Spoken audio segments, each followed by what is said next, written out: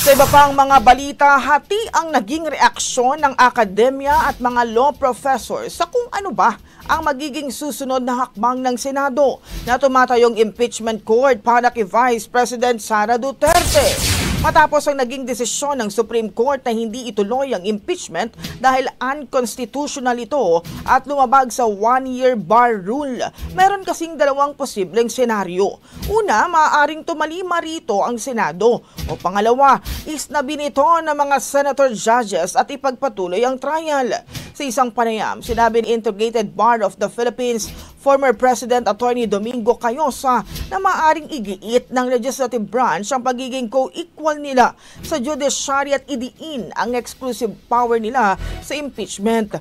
Anya kung merong sapat na bilang at political will ang lehislatura, maaari pa rin itong ituloy dahil sole power ng mga mambabatas ang impeachment.